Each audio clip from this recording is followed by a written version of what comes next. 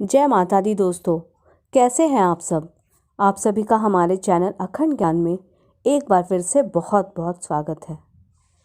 परम ज्योतिर्मय, दिव्य, प्रकाशित, औधरदानी, देवों के देव महादेव, तीनों लोकों में पूजित और भक्तों को मनचाही मुराद शीघ्रता से प्रदान करने वाले देवता भगवान शिव, जिनकी कृपा हम सभी भक्तों पर हमेशा पड़ती रहे।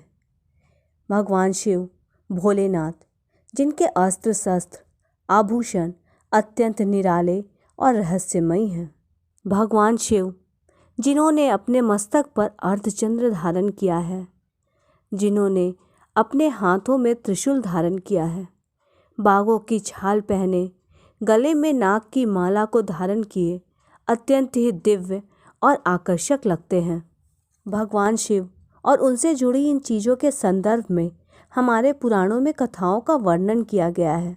आज मैं आप सभी को अपनी इस वीडियो में भगवान शिव के श्रृंगार मतलब कि उनके गले का हार वासुकी नाग के जन्म से जुड़ी कथा सुनाऊंगी। साथ ही मैं आप सभी को ये भी बतलाऊंगी कि कैसे वासुकी नाग भगवान शिव के गले के आभूषण बने। तो दोस्तों, आप सभी मेरी इस वीडियो को पूरे अंत तक देखें।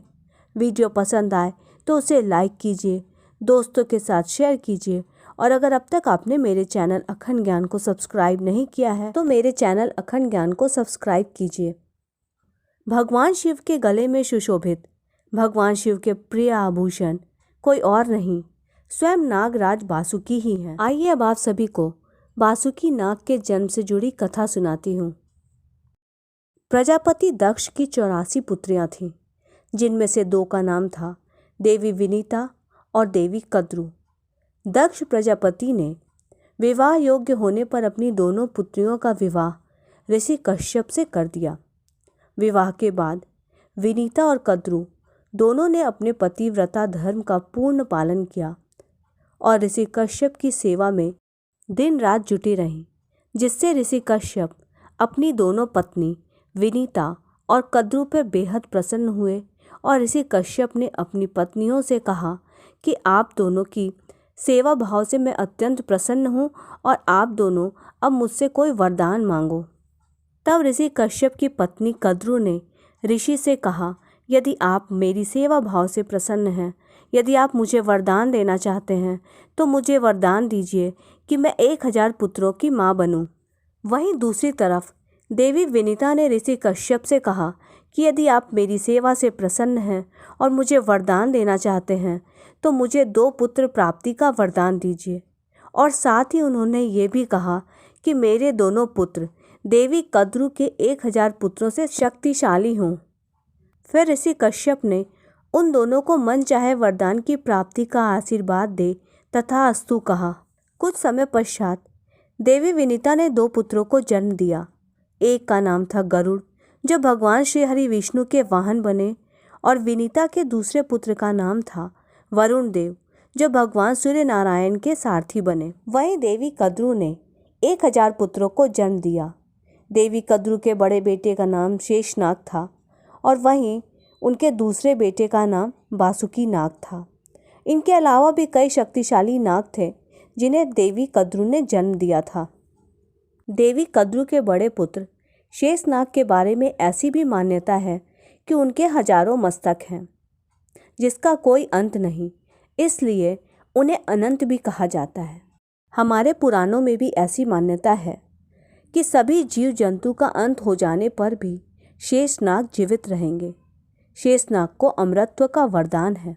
भाइयों में सबसे बड़े शेषनाग ही थे, इसलिए वे नागों के राजा बने। पर जब शेषनाग ने देखा कि उनकी माता व भाई मिलकर विनीता के साथ छल कर रहे हैं तो उन्होंने अपनी माँ और भाइयों का साथ छोड़ दिया और गंधमादन पर्वत पर जाकर तपस्या करने लगे। उनकी तपस्या से भगवान ब्रह्मा जी प्रसन्न हुए और उन्होंने शेषनाग को भगवान श्री हरि विष्णु का सैया बनने का वरदान दिया। साथ ही उन्हें यह भी आशीर्वाद मिला कि उनके ही शीश पर पृथ्वी आधारित रहेंगी।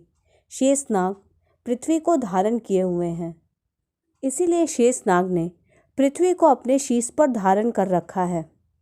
इधर शेषनाग के चले जाने के बाद देवी कद्रू के द्वितीय पुत्र बासुकी नाग ही नागलोक के राजा बने। पुराण के अनुसार बासुकी नाग के शीश पर ही नागमणि विराजमान है। बासुकी नाग भगवान शिव के परम भक्त थे और शिव जी की भक्ति और पूजा करने के लिए ही उन्होंने नागलोक का त्याग किया और अपने छोटे भाई तक्षक को नागलोक का राजा बना दिया।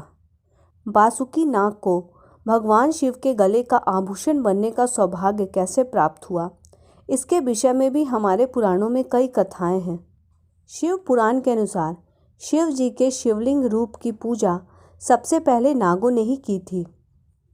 एक दिन बासुकी नाग की भक्ति से प्रसन्न होकर भगवान शिव ने उन्हें दर्शन दिए और उनसे वर मांगने को कहा।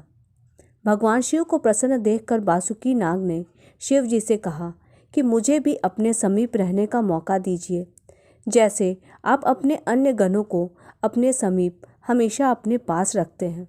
जैसे आपके अन्य गण आपके समीप रहकर आपकी भक्ति, आराधना, सेवा करते हैं, वैसे ही मैं भी आपके साथ रहना चाहता हूँ और आपकी भक्ति सेवा करना चाहता हूँ।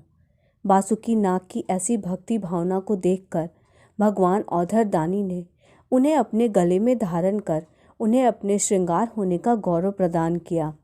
एक दूसरी कथा के अनुसार समुद्र मंथन के समय मेरु पर्वत के चारों ओर रस्सी के रूप में बासुकी नाग को ही बांधा गया था, जिसे एक तरफ से देवताओं ने और दूसरी तरफ से दानवों ने पकड़कर समुद्र का मंथन किया। समुद्र मंथन के दौरान पर्वत से घर्षण के कारण बासुकी नाग के शरीर में काफ़ी चोटें आईं और उनका शरीर लहूलुहान हो गया।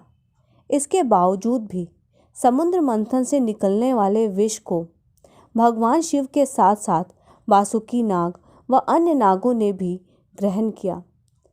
नाग ऐसा करके भगवान शिव की मदद करना चाहते थे, जिसके कारण भगवान शिव ने नागों पर बेहद प्रसन्न होकर उन्हें अपने आभूषण के रूप में स्वीकार किया और बासुकी नाग को भगवान शिव ने अपने गले में धारण कर लिया। इस तरह से बासुकी नाग को भगवान शिव के गले का आभूषण बनने का सौभाग्य मिला।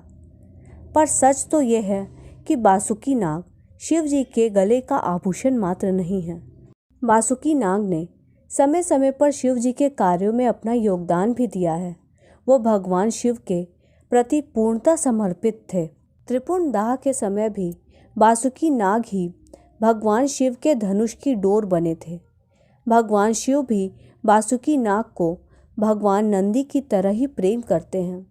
भगवान शिव को और शिवलिंग को बासुकी नाग के बिना अधूरा माना जाता है।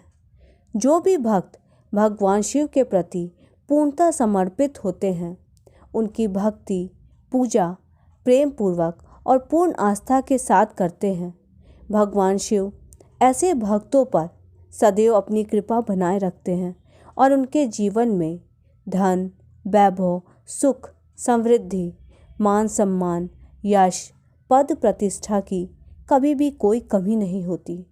और शिव जी के भक्त जब मरते हैं तो वो परम पद की प्राप्ति आसानी से कर लेते हैं, उन्हें मोक्ष की प्राप्ति होती है। दोस्तों, आप सभी भी ऐसे दयालु, कृपालु, भक्तवत्सल, औधरदानी भगवान शिव की पूर्ण भक्ति भाव के साथ पूजा करें। विश्वास मानिए दोस्तों, भगवान शंकर के शरण में जाने वाले हर भक्त की हर मनोकामना शीघ्रता से और आसानी से पूर्ण हो जाती है। ओम नमः शिवाय।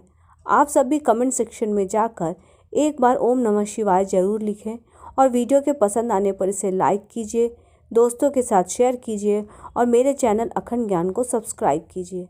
Thanks for watching.